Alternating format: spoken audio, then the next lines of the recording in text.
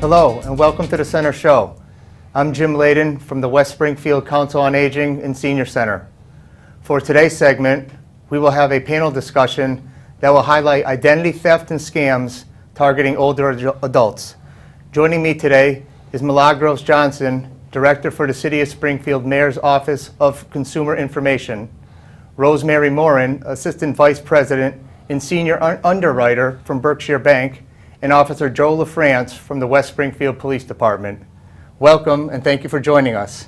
Thank you, Jim. Glad to be here. Thank you. Milagros, we're going to start with you. Can you tell me about your professional background as it relates to identity theft and scams? Sure. We are a local consumer program funded by the Massachusetts Attorney General's office, so we serve a huge population. The types of cases that we get are from either the Attorney General directly, community, law enforcement, banks. So I've been doing this job for 15 years, and identity theft seems to be growing each and every year. And so I find that that's a very important topic, and when you invited me to come and be a guest, I was thrilled. Sure. Because it's a very important topic, and I think everyone that's watching right now should stay tuned for the rest of the show. Why do you think it's growing? I think it's growing because of the innovation, the technology that's available now. Okay. It makes it easier for scam artists to target individuals, to steal information. As you know, they now have a chip reader on credit cards. Why? Because thieves figured out a way to steal the card information and use it to their advantage. So because of the technology that's available, internet, cell phones, people are not protecting their information, the information that's available online. So there are a lot of reasons why identity theft is growing and will continue to grow. And why do you think they target older adults? Why do you think they're a vulnerable population? I think it's because they're innocent. They are vulnerable. They're gullible. They believe a lot of the things that they hear. And I hope I'm not offending anyone by saying that, but that's all the reading that I've done, all the workshops that I've attended. We all agree that those are the reasons why the seniors are the easiest targets for identity theft. It doesn't discriminate against any age, trust me. Children can become a victim of identity theft. A newborn with a social security number can become a victim of identity theft. So it can happen to anyone. But for some reason, they like to target the seniors because they are easy to give out their personal information. So I hope the lesson they learn from this show today, this program, is to learn to hold back on what information they share, whether it's on the phone, someone at their door, in the general public.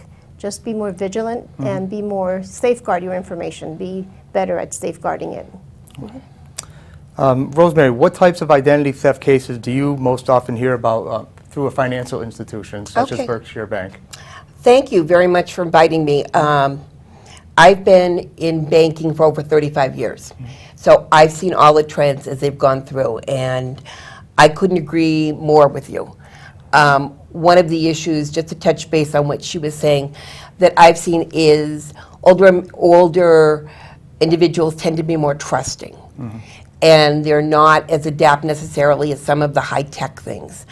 In banking, we get a lot of people who come in, and I get a lot of customers over the years who've come in who've had their identity stolen through a lot of different methods. And just to give you a quick example, my father, who is very intelligent, very on top of things, and we talked a lot about this, to give you a good example, told me one day about a phone call he got. And they were asking him information. And it was like, well, Dad, you didn't give him anything, did you? And he said, oh, no, they already had all the information. And they didn't. I know they didn't. He wasn't even sure who had called him.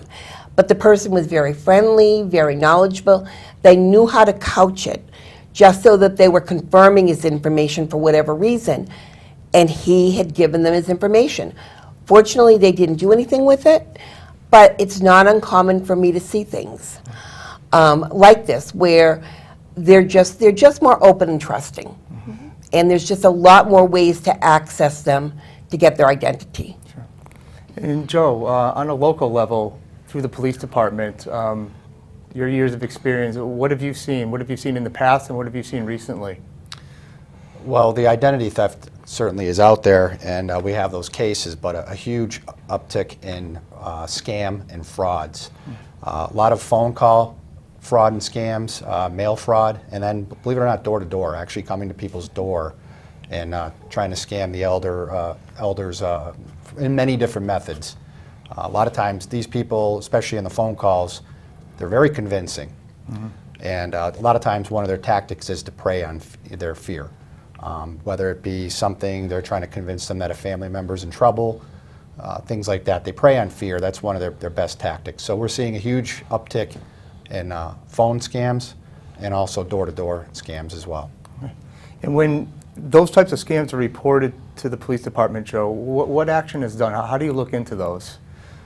The phone and mail scam is nearly impossible sometimes to find a suspect or suspects because most of those phone calls come from overseas, and there's no way of tracing those calls.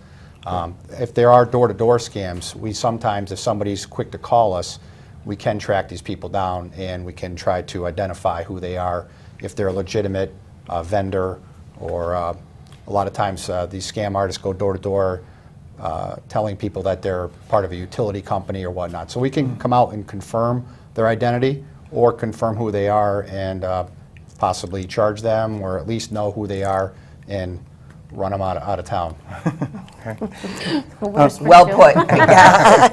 No, thank you. Milagros, how do consumers sometimes, how do they first learn that they're a victim of identity theft? Well, the consumers that come to our office are the real serious victims of identity theft. And when I say serious, I mean the ones that come into our office that I've been able to help with identity theft are victims that are true person fraud.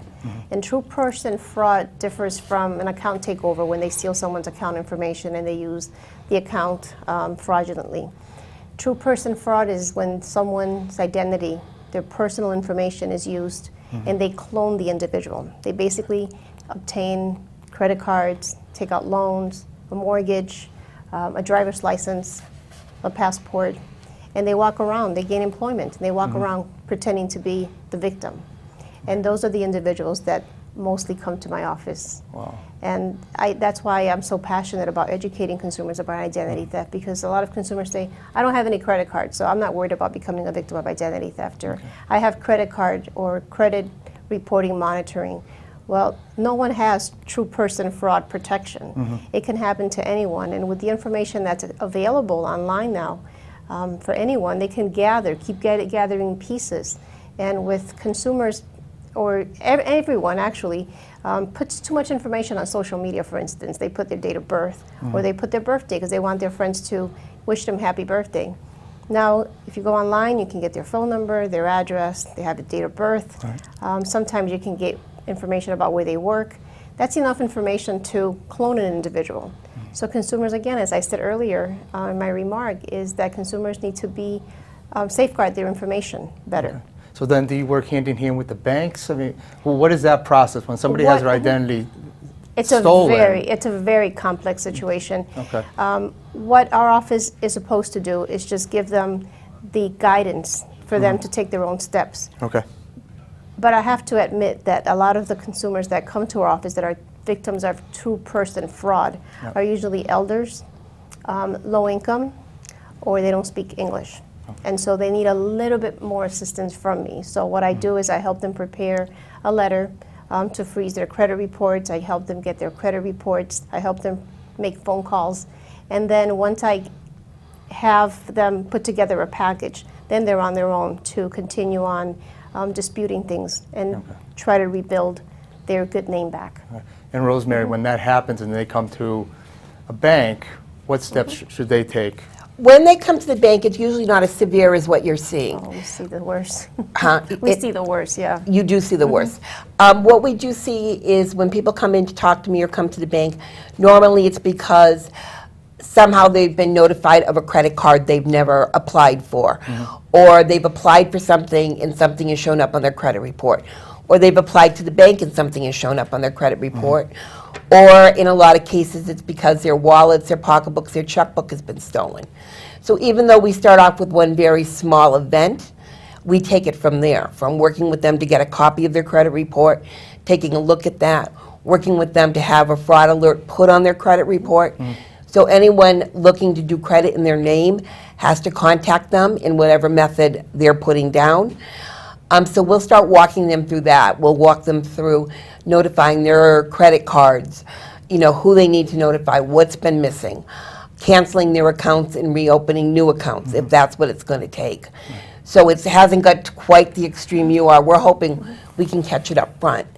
Something that I do want to address, though, and build on something that you had said, was it's not always stranger danger either, especially with senior citizens.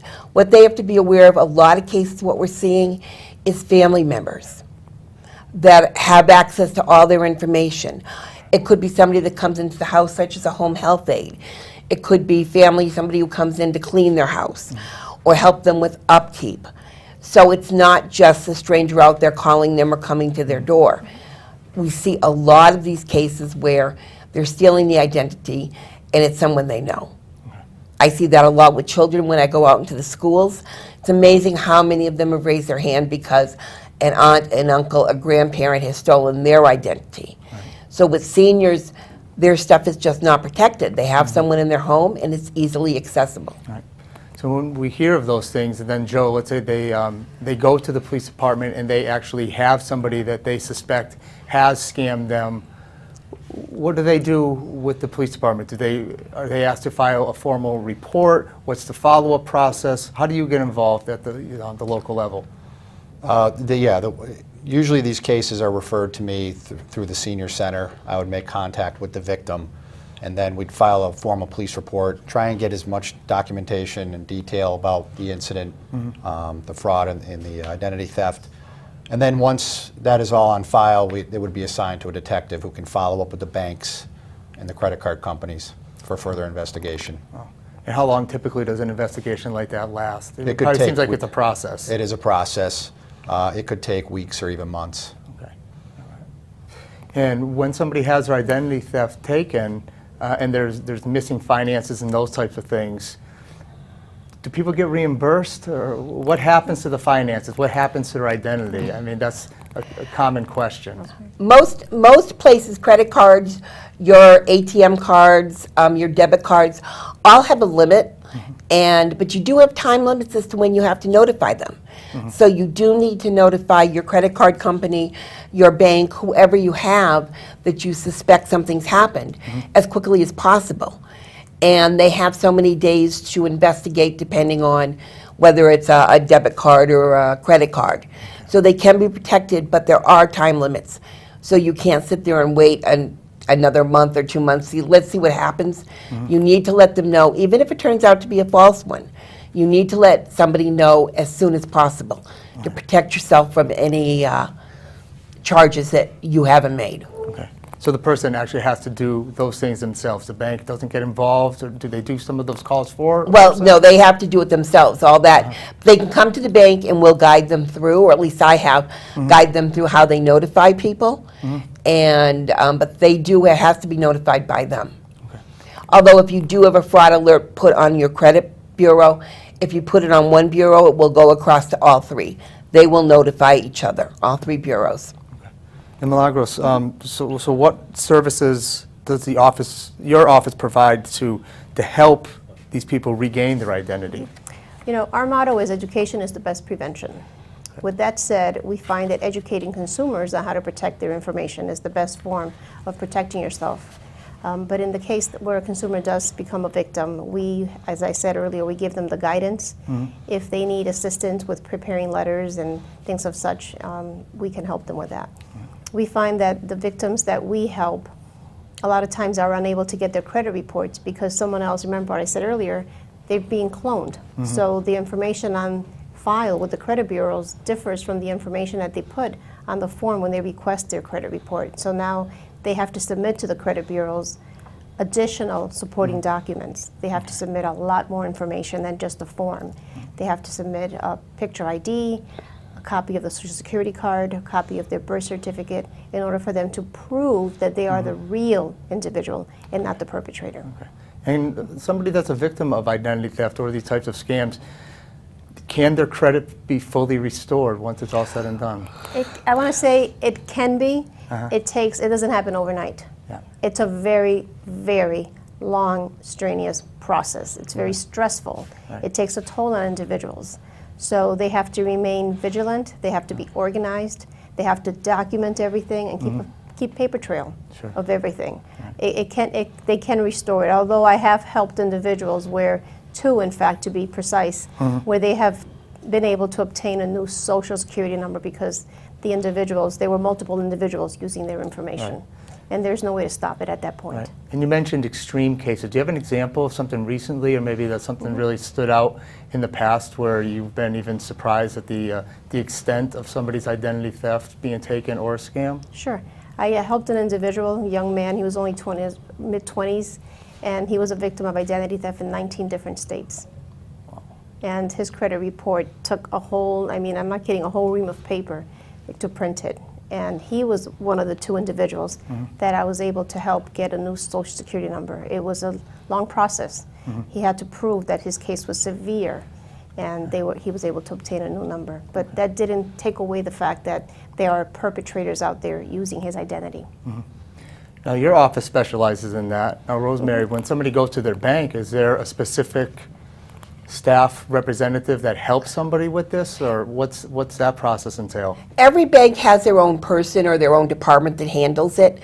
When I was with Hamden Bank prior to the takeover, I was the one that they would come see because I dealt with any kind of lending and all, and we would start with the credit report. And it really depends on each institution, whether they have a department, a person. I would say start with your customer support rep right in your branch. Tell them what's going on, and they can direct you to whoever the right person is. And did you have the follow-up, Joe? Just one resource that might be available is to contact the Federal Trade Commission, Yeah. identitytheft.gov, and you print up a checklist, and there's multiple steps involved, but at least it gives the victim a checklist to try and go down the line to help them figure out the steps involved in restoring their credit and their identity. And I have to agree, it is the very best resource It is. available for consumers. Now, unfortunately, if you don't have a computer, then you don't have access to the website. And I find that a lot of the individuals that come to my office don't have the capability to either have access to a computer, and if they do, they have to go to a public library, which I tell them, don't do that if you're going to be entering personal information. So that's how they end up coming to me. Right. When I was researching some of the scams that are out there that target older adults, they just seem to be growing and growing. A few years ago, they had a top 5, and now they have a top 10. Now they have a top 20. I mean, they can range from Medicare fraud to the grandparent phone scam, IRS calls. Have you ever heard of some of these? Or Yes. yeah. The deaf person fraud, where they steal someone's deceased, their identity, and they use it to their advantage. They steal the social Yeah. security Yes. number, and they yeah. use it. And what is Yeah. phishing? We've heard of that a lot. What does that term mean? We deal a lot with that in the bank. That would be like the phone call my father I described. They call up, they're friendly, they say they've got your information. They're phishing. They can do it on an internet. They can do it on a phone. They present it a lot of different ways. They can send it under Berkshire Bank's logo. They use a lot of IRS logo information. They send you an email saying that you're being audited or something, and it looks very legit. I've gotten them, and I'm in the business, and I've seen them. When it's on email, it looks like the actual bank, the actual IRS, and they're looking for information. And most people do reply, and a lot of times they're very threatening. They may do it over the phone. You know, I'm calling from the IRS, and I just need to confirm this, you know, and they'll ask questions. So phishing is where they don't have the information, but they're trying to get it. They use a lot of different methods, which, and you know, and there's a lot of other things. They'll go through your trash. Phishing typically is a phone or an internet, but they'll go through your trash. They'll go through your mail, incoming, outgoing. You have to be cautious of all those things. Credit card offers. You have to make sure all of that is shredded, because they will go looking for that in your trash, in your mail, and that gives them a lot of times information to start accounts. I'm sure you've seen that. Accounts where you didn't even know you got the application. It's before you even gotten it, or you've thrown it out. They just go in, take it out, fill it out, and off they go. And Joe, does the police department get like tips on scams, or how do you guys sometimes learn that there's scams in the community? We do get calls, and we encourage people to call if they believe they've had someone try and get information from them or become a victim of scam. That way, that we can keep track of it. If we don't know about it, you know, it's harder for us to warn people. With social media now, the police department has a Facebook page. We can warn residents via Facebook or other social media that we're having a problem with scams, a particular scam to be on the lookout for. So we do get phone calls. We encourage residents to call us if they think there is someone's trying to scam them. And how do you know that sometimes that the tips are legitimate? So it's rare. How do we know? Usually we'll follow up with a phone call to the agency, whether it's a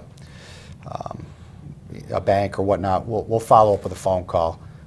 Some people that come knocking on the door and they represent themselves as a business or whatnot, they're supposed to log in with us at the police department solicitor's log. So if a resident has someone knocking on their door soliciting them, they should tell them that they're going to call the police and make sure that they are logged in with us to solicit. And what that involves is getting positive ID and making sure that they represent the business that they claim to be with. And that way there, if someone calls and says there's someone banging on my door asking me questions or soliciting, we can confirm that they logged in with us or our solicitor's log. Because it seems like you guys do a great job. Once the scam is identified out into the public, you guys put out press, you put out things on your Facebook page to really let people know that, hey, this scam is around. You need to be aware. Indeed, yeah. That's the one benefit of social media. We can get the message out in a variety of different ways. And Milagros, how many cases of identity theft and scams do you think your office sees in a year? Of the very serious ones, on average, about a dozen of those true person fraud cases, at least a dozen. We get calls from consumers all the time about they think they're a victim of identity theft. Their credit card was used fraudulently. What should they do? I refer them to the bank or the credit card company right away. I give them all the steps, and then I mail them a package of information. The thing I find that a lot of times consumers don't want to read, they want to be told what to do. So that's why I take the time to educate them. So it's almost like with this panel here, you guys are all kind of intertwined together. We are. Absolutely. Working together. Definitely, I mean, I'm yes. assuming that you work Absolutely. with the Springfield Police Department, and you also work with financial institutions in the area. Yes. When these things arise, you have your contacts and your resources to hopefully eliminate these types of scams and frauds that are going on. Yes, and like Officer LaFrance said, we also put out tweets and social. We notify the media if we find that there's a pattern, something going on in our neighborhood, in our community, serving communities. We're the first to contact them and let them know so they can do a quick, news alert to consumers. Right. And how do you, Rosemary, notify some of your customers about things that are going on out there? They'll put it out on the web page. They don't tend to email because the difficult part is you try and tell people to be conscious of their emails and to take whatever emails they get, with a grain of salt to make sure it's actually coming from it. So a lot of times we'll put it out on the on our web page. That way people are coming to us and they're seeing exactly what's going on and what we're hearing.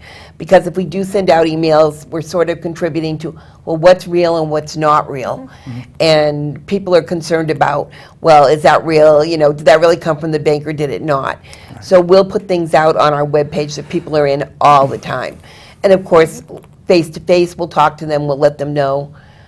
So, and we talk often, and we've done a lot of these panels on different things because we both share the same feeling that this is critical to educate our customers, educate the public. And do you think the community awareness and these types of things are working in the community? I find that it is. Oh, yeah, Yep. absolutely. Some more Although we have to information. repeat ourselves over and over again, but you know what? Eventually they'll get it. Right. I And what are think some of they are getting the real important tips, as we conclude this segment here, that people really need to do when they're at home, when they're getting some of their bills, when they're dealing with family members, maybe they're suspicious about? What are some final tips that you may have for consumers out Well, in I the like to say, community? first of all, remain vigilant and always review all of your statements. Don't wait until it's time to pay the bill. You get your mail out of your mailbox, bring it in the house, open it, review it. Make sure there's nothing suspicious on that statement.